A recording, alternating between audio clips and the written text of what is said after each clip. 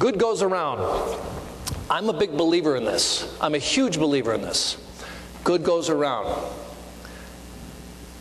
Being a better giver makes you a better getter as long as you don't give to get.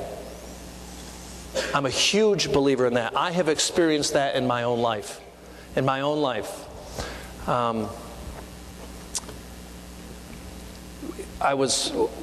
used to run in my neighborhood back in Atlanta, and I would run, and this woman would run, I guess, at the same time I would, and we would always pass by, and we'd just say, "Hey, how you doing? Hey, how you doing?"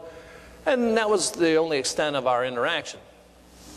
And then one night, I got a knock on my front door. And I opened it, and it was this woman that I used to see running. And she was just as surprised to see me as I was to see her, because she had no idea I lived there.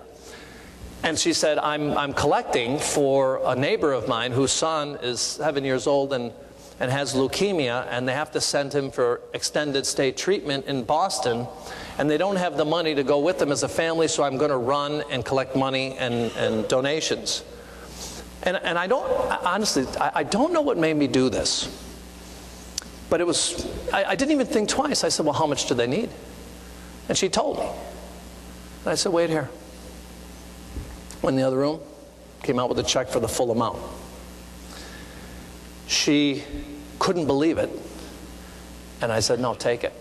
Take it.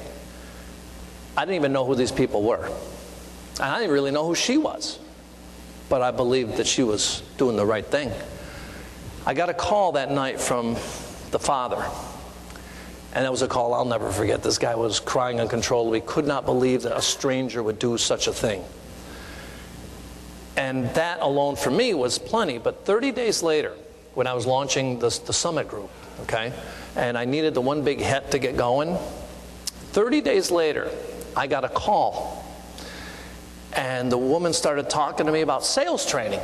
I said, okay. So we talked for literally 45 minutes for sales training. And at the conclusion of the call, she said, wow, you really have some good stuff. I think we want to work with you. She goes, this is the ABC company, isn't it? I go, no. Then I'm thinking, oh.